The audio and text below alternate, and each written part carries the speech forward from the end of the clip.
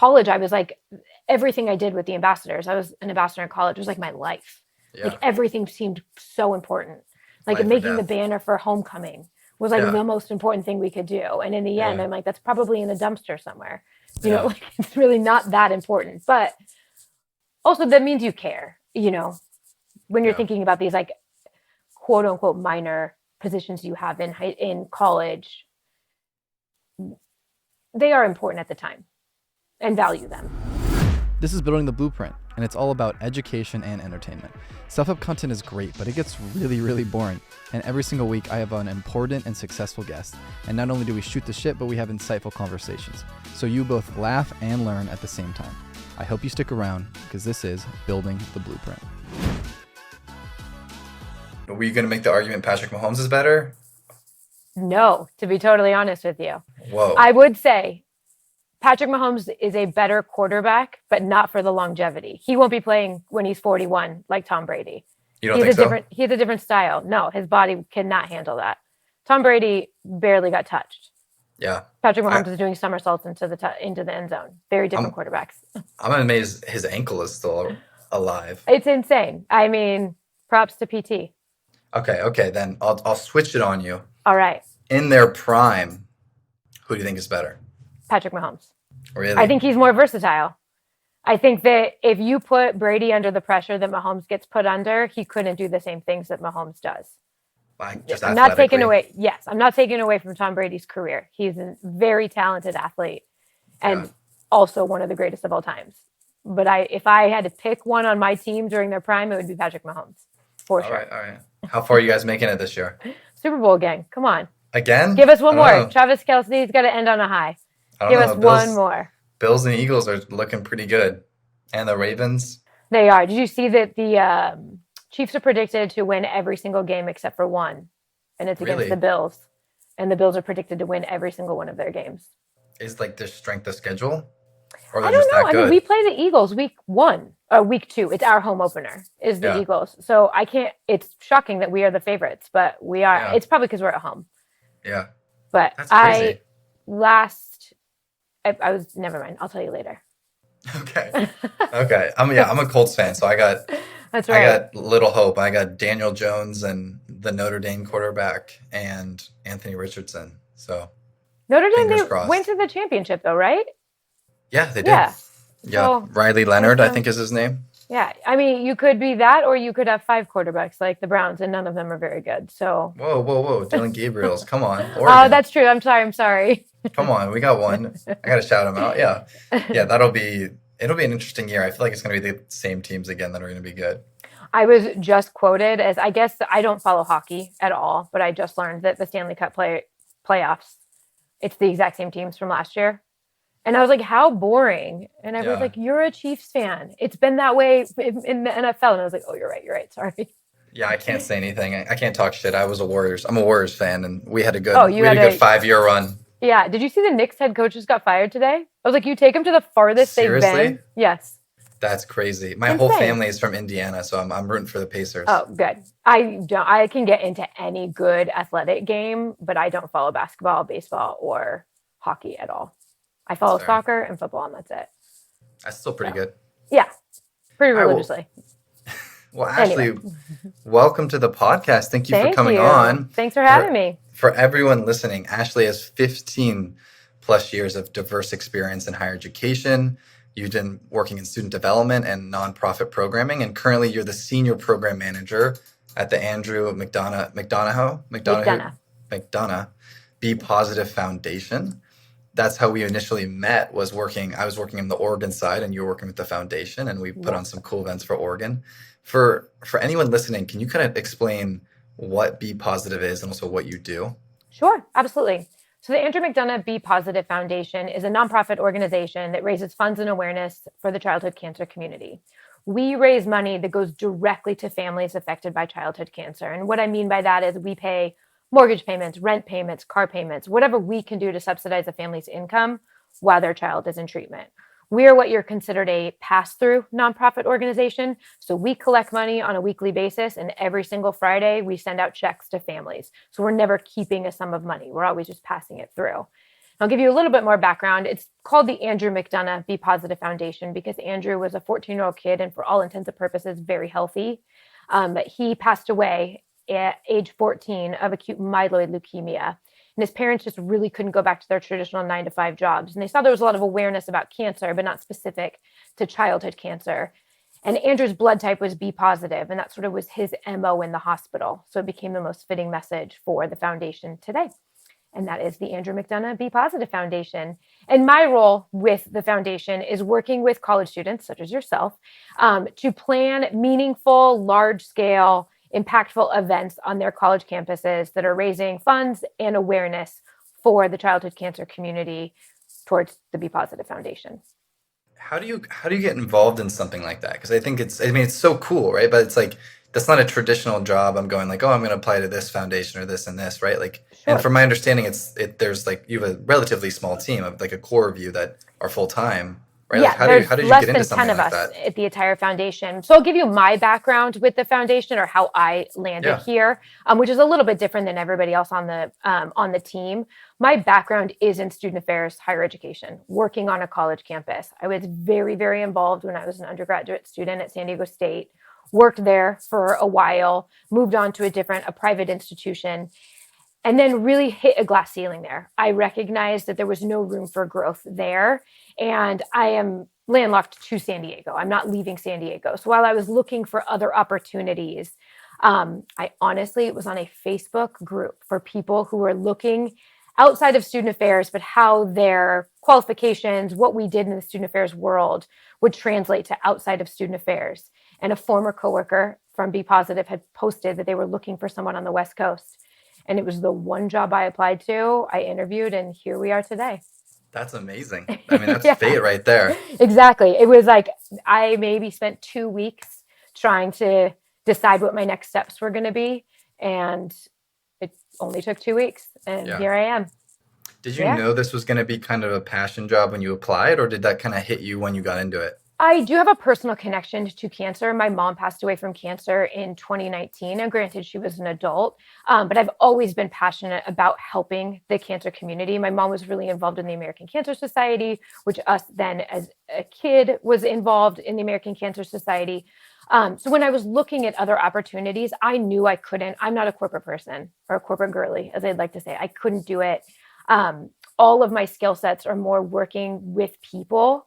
And how can I then translate like working with people to then also working for a good cause? And this sort of just fell in my lap, but I knew that I wanted to do something outside the norm of the corporate world. Yeah. If that makes sense. No, it does. It does. One of the things I was thinking about before this podcast, because I knew this was kind of a passion role for you and you really enjoyed it, was a lot of my peers thinking about what they want to do, right? And there's like this very, very common debate of like follow what you're good at versus like follow your passion, right? Especially out of college when you're young. What do you think? And I would take a step back, and it's made me maybe not even following what you're good at, but it's what's going to pay the bills, especially right now. You know, if you know that you can get a corporate job and climb the corporate ladder and make 6 figures at a young age, it's probably something to look into because it's expensive. Life is expensive. But if you can meld doing something that you're good at, but you also like, and you can figure out how to pay the bills, I mean, I would say that's where the avenue I would go towards. I'll give you a little bit of background on how I sort of got into student affairs and like working with college students. Yeah. As I said, I was like super involved at San Diego State. And because I was really involved, they offered me a full-time job right after I graduated and paid for my master's degree. And I was like, the obvious answer is yes. And so I did that. And I found a passion in working with students, but ultimately, like I fell into this job because people told me that this was like what I was supposed to do. And I truly did find my passion. I absolutely do love working with students. And because I think that there's such a transactional time during a college student's life, that 18 to 22 mark is huge in development as a human. And I wanted to be supportive of that. So I knew that once I got into that, I always wanted to do that. I didn't want to stray away from that. But it was being able to do that while also finding another passion. But I will be totally honest with you. I'm humbled every day that this job like came about because it's genuinely the perfect job for me. Do you think, Yeah, one of the things I'm in a commercial banking class, and we have a lot of people come in. Hmm. And I think 80% of them have come in and said, "Yeah, I'm an accidental commercial banker." Like they didn't Yeah, pick commercial banking; it just kind of right. fell into their laps, and they're good at it and they enjoy it. Do you think? I mean, the more I think about it, I feel like that's kind of the case. I'm curious what you think of like you just take what comes, and then your passion slash what is meant to happen will eventually come, opposed to putting too much pressure on finding it. Totally. I think it's like sort of crazy to assume that when you're 18 years old and you pick your major, that that's what you're going to want to do when you are 60 and you retire. Like that's Yeah. insane to think that someone is going to enjoy that line of work for that long. So I do think that as you develop as a human and like explore your passions and take classes that may not be required for you that are just of interest, you may find other things that you're interested in and then fall into something. My undergraduate degree is in elementary education. Like clearly I'm not a teacher. But if you would have asked me from age like 9 years old to 20 years old if I wanted to be a teacher, the answer was yes. But I couldn't even fathom being in a classroom now. Like it's so far from what I have interest in that I agree that like you kind of find what you are passionate about along the way versus what your quote unquote major is. How much of your work is like referrals and networking? Because it seems like that's got to be like, it seems like what you do is networking and marketing, right? Yeah, in a sense, it's a little bit of both. I would say it's the students that I have worked with over the last 3 years. Half of it, they were given to me at B Positive. They've been with the B Positive Foundation for 5+ years. Other half is a referral from a current student that like really enjoyed their time at, say, University of Delaware. UDANT is like our biggest event. It raises almost $2 million every year. Crazy. So yeah, and everyone on campus is involved. So there's so many people who love it so much who then tell their friends, who then tell their friends. So then other that go to other schools, and then they fall into my lap, and I work with them to create these events on their campus. And really, once we get on a campus and get students excited about planning these events for a really meaningful cause and giving them an opportunity to truly see the kids and the families that they're helping, the goal is, of course, for them to stay year after year. Yeah. What do you think is like the biggest difference between the schools that are raising like 2 million and the schools that are raising like, 5,000? Longevity, one. I mean, University of Delaware has had their event. It's called UDance for almost 18 years now. When they started, they raised $3,000. That was their first year, was raising $3,000, and now they're almost at $2 million. I will say also, UDance is hard to compare to. Andrew was from Delaware. Delaware is like probably the size of Portland. Like it's tiny. Like the entire Yeah. state of Delaware knows about the Be Positive Foundation. But like New York University raises $500,000. Villanova raises over $700,000. But longevity, getting people connected to the cause, that's something that's extremely important to the Be Positive Foundation. And I would assume in any job someone wants to do is then being connected to what they're doing. So Yeah. we want to connect students to who and why they're fundraising. So you can just see like the very personalized, your efforts are going to this.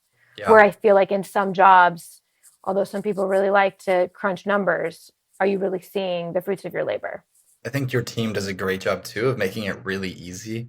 Of like, I don't even have to write a message if I don't want to, right? It's just like click, click, send out. Yep. It's very clear, very easy. That's intentional. We want to make it as easy as possible. And we know that there is a balance between taking a student like you who had never heard of the Be Positive Foundation. I don't know if you have a personalized connection to childhood cancer, but giving you your fraternity is going to earn points if you do this. There's a balance between the incentive being something that's personal to you and then just the very general incentive of doing this for a good cause. We do that very intentionally on our team.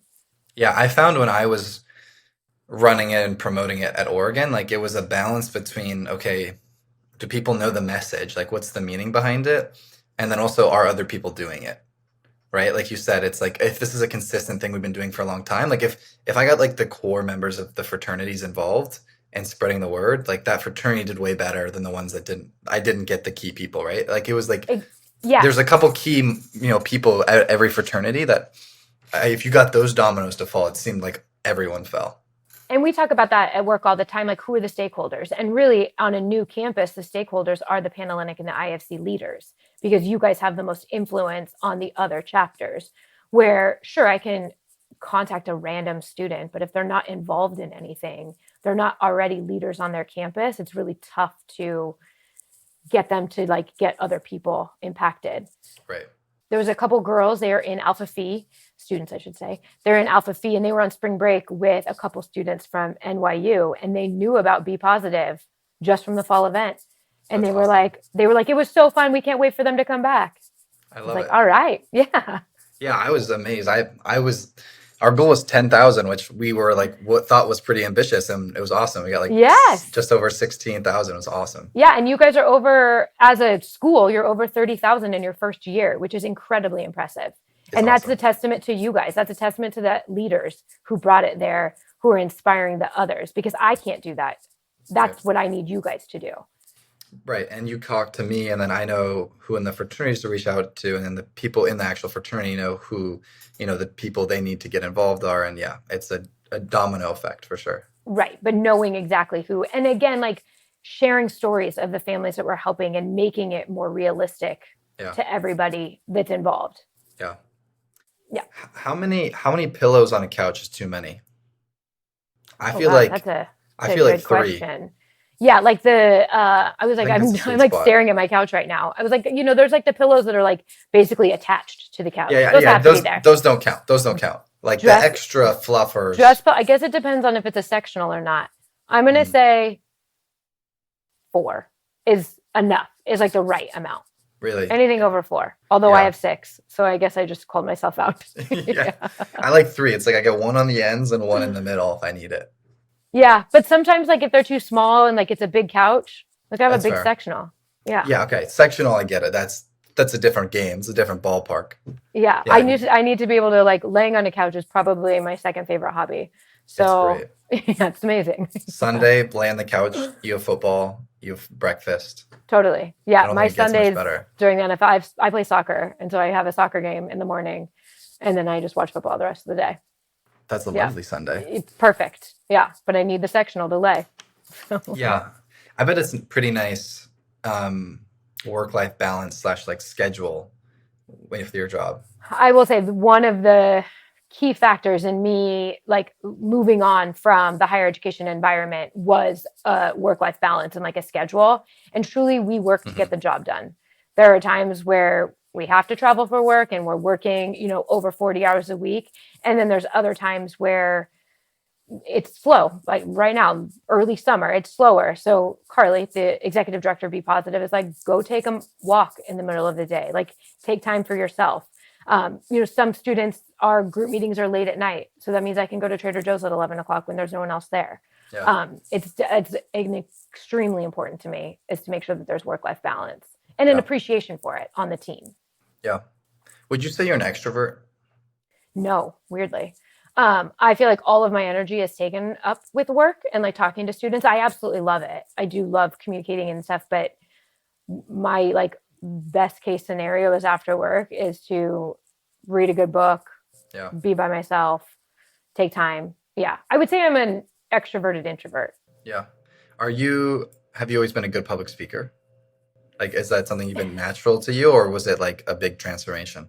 It was not a big transformation. I sort of like, again, like kind of fell into it. I was like really involved all through high school, Yeah. college, all of that kind of stuff. And so, starting when I was like 16 years old, screaming at students at a pep rally to now presenting about Be Positive, it sort of just all fell into place. I used to be the orientation coordinator at San Diego State. So it's like also talking to, 5,000 people at a time. Right. You're It used kind to of that. all. Yeah, it just kind of happened, which is crazy because like neither one of my parents were into that at all. But it just happened. Yeah. What do you think makes a good storyteller versus a great storyteller? Because a lot of your job, right, is selling the story, Yeah. which I think, it's not a hard story to sell. It's really heartfelt. It's really real, but you still have to sell it, right? I'm curious, like, Sure. what makes a good storyteller? I mean, again, this is my personal opinion. I've not studied it or anything, but I feel like it's a good mix of incorporating the facts and figures. I can share with you how many families we helped last year. I can say that we raised over $11 million in financial assistance to families affected by childhood cancer. But then also intertwining it with a personalized story of a thank you note from a mom that received their mortgage payment, where that's like a very real, but then there's like the overarching, big numbers. I think if you can meld the two, it speaks to any population. There are some people that love numbers and that gets them going. There's other people that we want to tug on their heartstrings. That's going to get them going. So it's figuring out how to do both in a short amount of time. Yeah. Have you coached anyone on your team or worked with anyone who's maybe more nervous about it? I mean, Carly crushes that. It doesn't seem like Carly's incredible. Yeah, I was like, if anyone, she's teaching me. Carly's an absolutely incredible speaker, storyteller. Carly's an incredible human. Yeah. I'm very, very fortunate to be on a team with her. Not at B Positive. I would say I did that a lot in my previous positions, working with students on different college campuses, because, I would ask a student at San Diego State to like, come up, talk to the audience. And it's like, they're terrified. I'm like, you're just sharing your story. Like, your story better than anybody else. I used to give campus tours at San Diego State, and then I advised the students that were giving the campus tours. And I was like, no matter what, you know more than them. Yeah. Even if you forget something, you still know more than them. It's going to be okay. Yeah. And they don't know your script. They don't know what you're going to say. Yeah. If you mess up, if you don't react, remember. Yeah, exactly. Yeah, totally. Yeah. What advice would you give then to people who are nervous about it? Because I mean, that's a great skill that you have that people aren't. Like, public speaking is the number one fear in America. Right. It's okay to be nervous. Like, honestly, it's okay. That means you care. If you didn't care, you would just go out there and fuck it up. Sorry. I don't know if I can swear. You absolutely can swear. Yeah.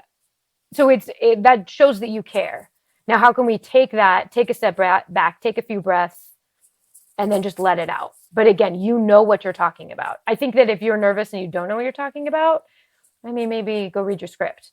But my advice is take a few breaths, read your script again, but again, just be confident in that you know the information. How much of your speaking do you think is a script and not a script? Because that's one of my personal things. Is I try to almost never use a script. Like, I have a skeleton of what I'm going to say. But I would say know your bullet points. Yeah. Is a better way, But there are some people that like truly can't. They'll just like they'll like black out on stage. But if you can memorize a script, then go ahead and memorize a script. I mean, actors are memorizing lines. So it's not easy, I shouldn't say that, but it's doable. So if that's what you need to get through it, do it. Sure. And also recognize that that's not everyone's strength, and that's okay. You don't have to be the best at it, right? Like, you should learn it and get decent at it and like be able to do it, but like it doesn't have to be your thing. Like, I'm not a good computer science guy, but like, it doesn't matter. Sometimes we have to like learn how to turn on our computer or fix something, but it's like, don't ask me to do something more than Microsoft Word, because I'm out. So, yeah. Yeah. So you were always involved, huh? That's so interesting. Yeah. I have a sister that's 2 years older than me, and we are very, very close, but polar opposite humans.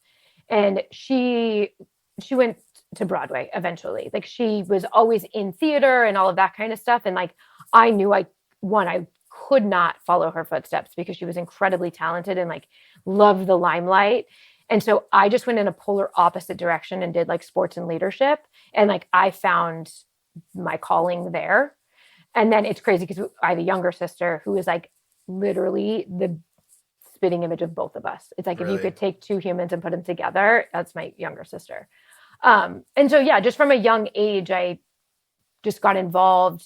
Really, it started with soccer, and it was like, oh, now you're the team captain. And then it was like, oh, I guess now I'm in charge of these people. And that kind of just led to me being super actively involved in high school and then college and beyond. What do you think you gained from that? Right? What do you think you gained how do you think you grew through those experiences? I think the biggest lesson I learned is to cope is not the right word, but get along with so many different personalities. I never got to make a choice on who's on my soccer team. They're tryouts.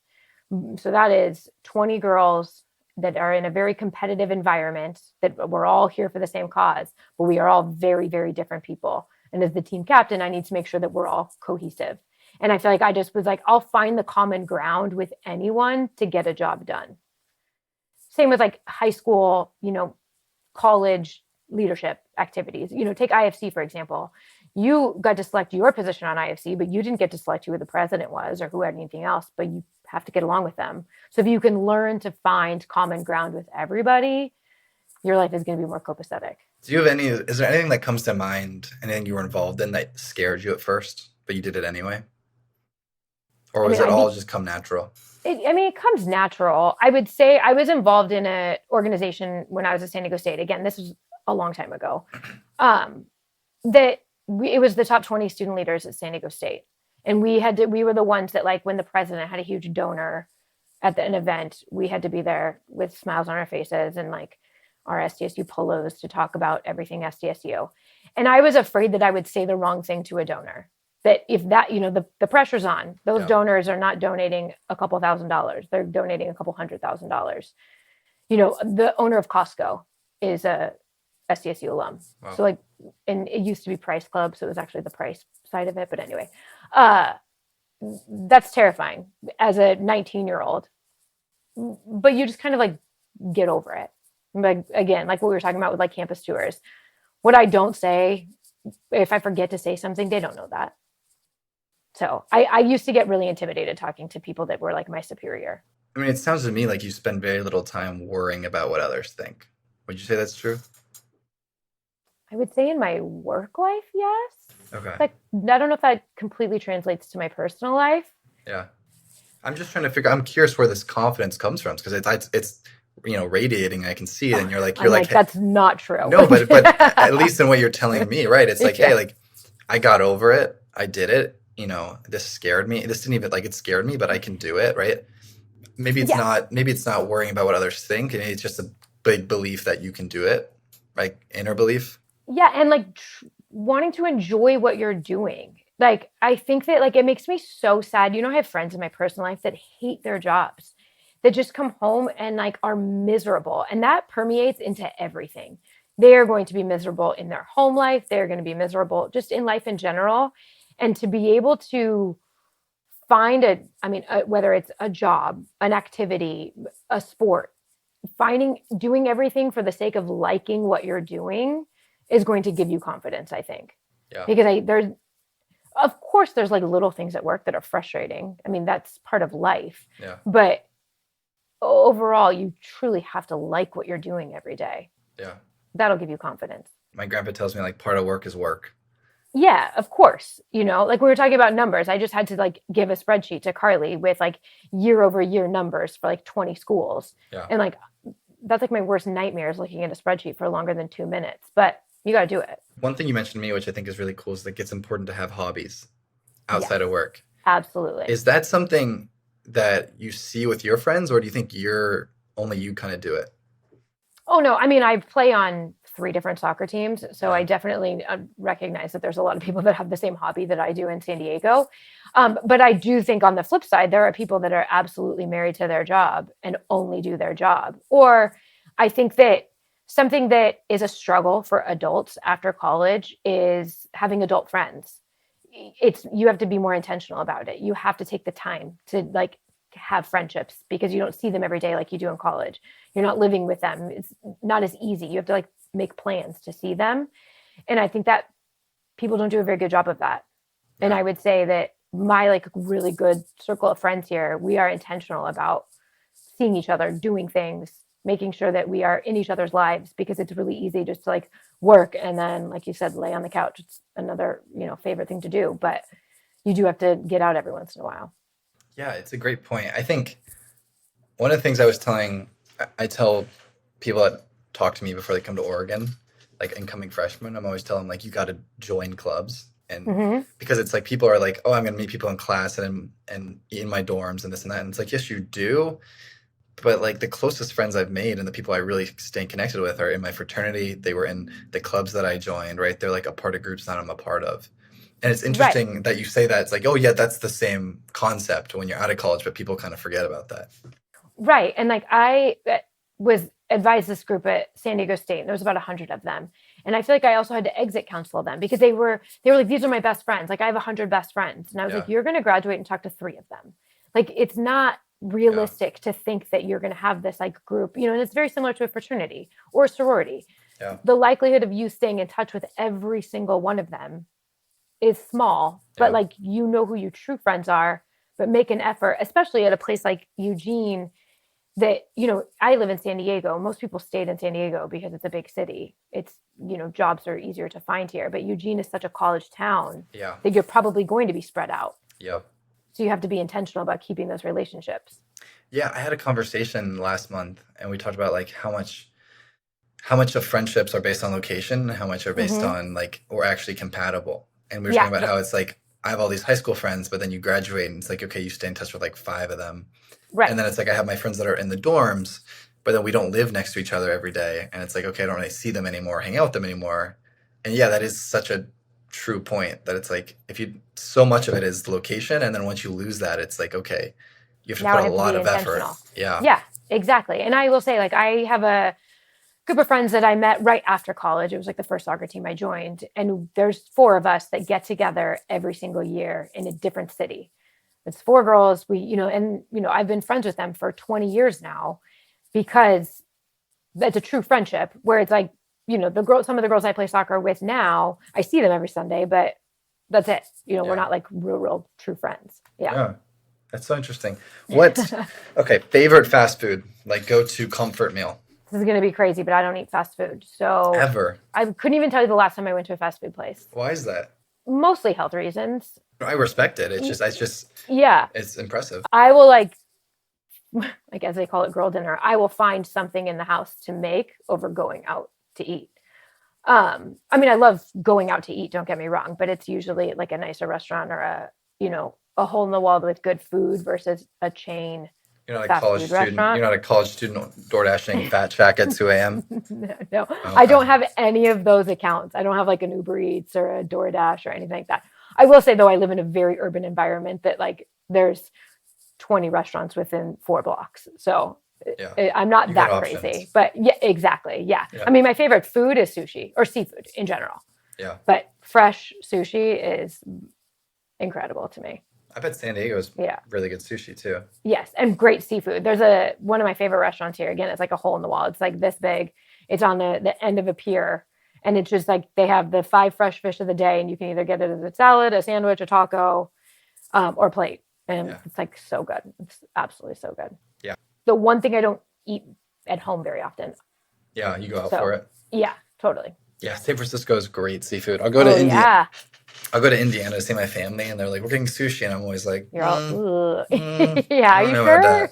I don't know about that, but it works out. I was thinking and reflecting on like what it would be like for me to work at, you know, a nonprofit organization, and one of the things I thought about was, you know, do you ever feel like guilty if you're not being productive? Because I think that's an interesting thing of like when you work at like a big corporation, you're not as connected to the mission. So it's like if I'm not working, it's like I don't feel bad about it, right? It's like not that I'm not that connected to it. But with your job and, you know, what great things just, you know, Be Positive does, is there ever a lingering sense of like I should be working right now or I could be doing more?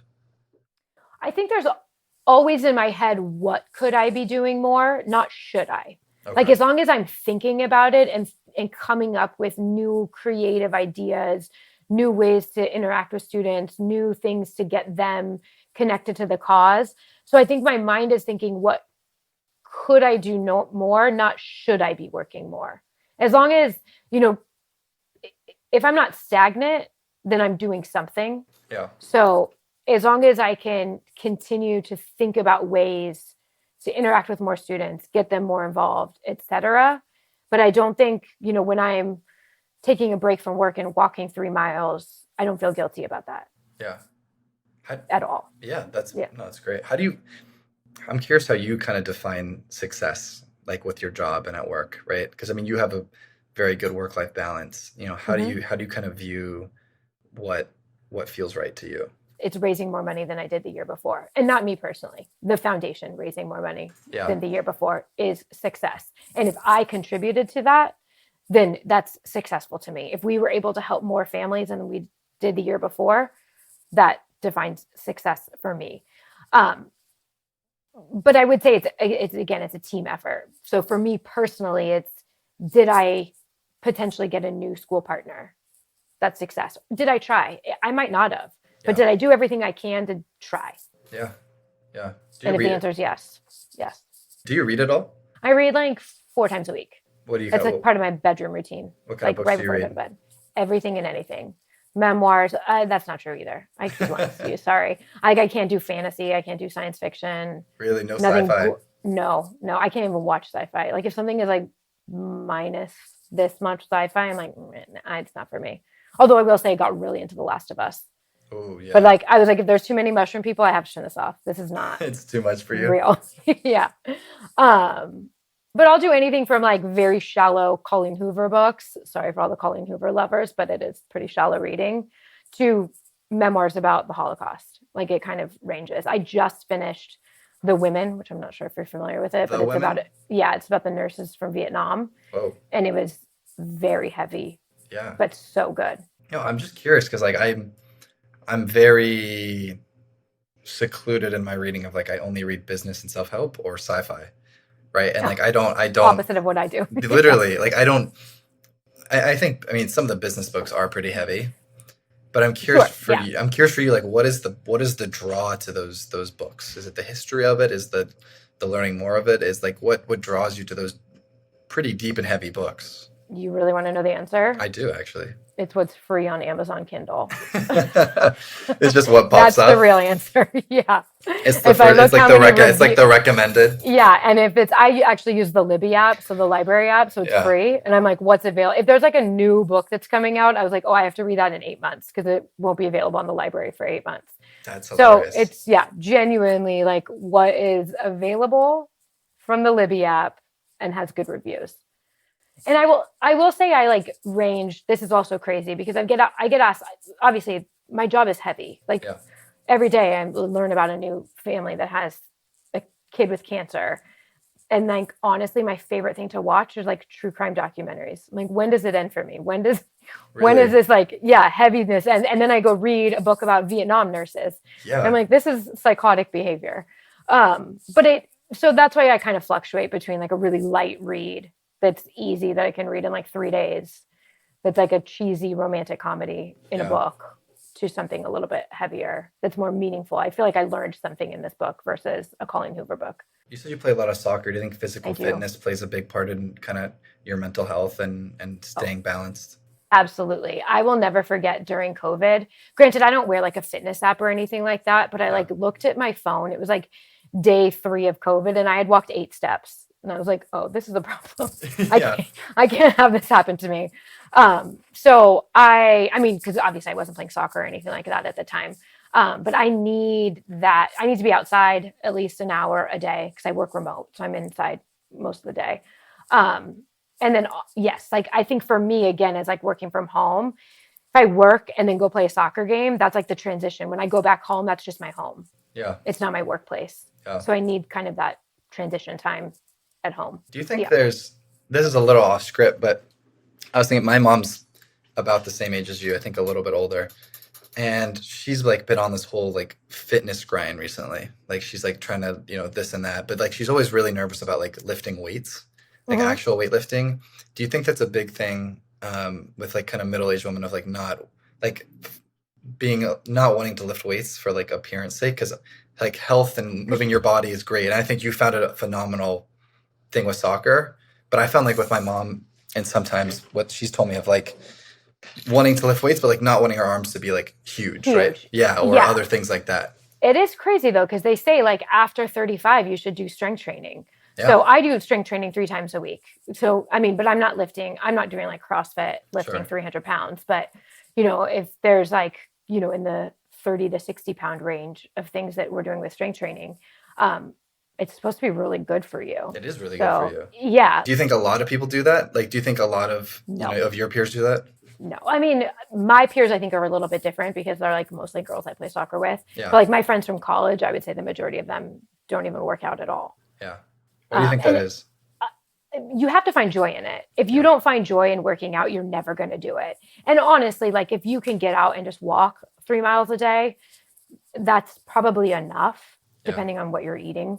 But I don't think that you should kill yourself or be in a bad mood to work out. You think it's a balance back to a balance of how much you enjoy. Yeah, I don't think that you will actually even like succeed as much as you should if you really hate it. Yeah. Especially like after 35, like form is important. And if you're hating it, you're probably have shitty form and then you're going to hurt yourself. Yeah. So, Attitude and balance. yeah. Yeah. I don't want to go too deep here, but at what age is yo not like a problem? Like at what age are you too old to be saying yo? I mean, I'm too old Like to be what's the saying threshold? yo. Like 20? I didn't even know that was still a word. Like I I was don't like, really say yeah, it. it was like high school. It's more like to get someone's attention. Like yo. Yo, Yeah. yeah, I think high school. Sorry. Yeah. No, I Yeah. believe it. It's like shocking to me the terms. I have a very close friend who has twin 10-year-olds.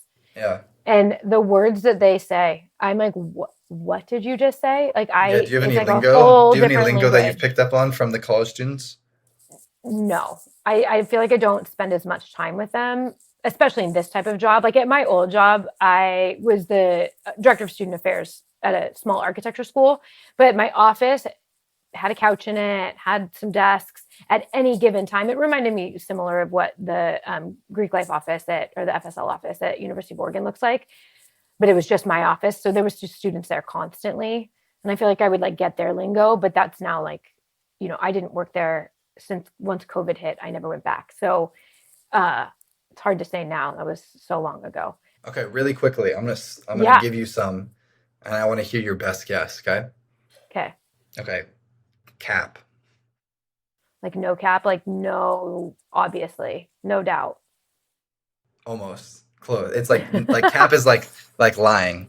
Like no cap. Like I'm not no lying. lie, no doubt, no Yeah, lie. Got it. Yeah, not lying. Riz. I've heard it, but I have no idea what it means. Like, is it like you got the Riz? Like you Kind of. got You could say yeah, you've got Riz. you got Riz, like pizzazz. Almost, yeah. Like it's like you're charismatic. You're good at flirting. Yeah.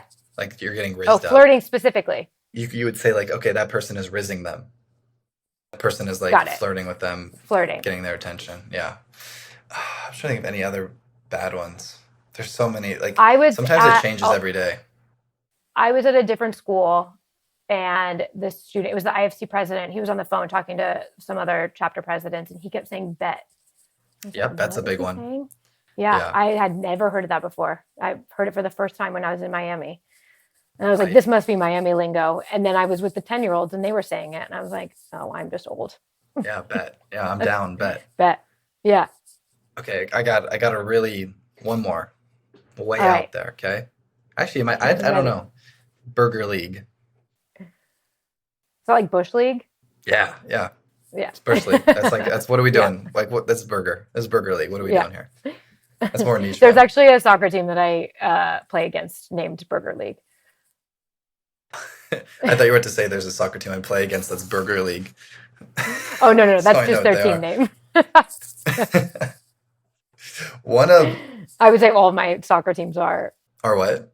Our Burger League. or like recreational. Like it's all for fun. Yeah. I mean, yeah. It's competitive, but ultimately we get a Yeah. shirt at the end if we win. We're not playing for money here. It's not too deep. Yeah, exactly. One of the things we talked about before we got on was knowing when to move on from a job, or I think in this sense, for anyone who's in college, like a club or a position, whatever it is.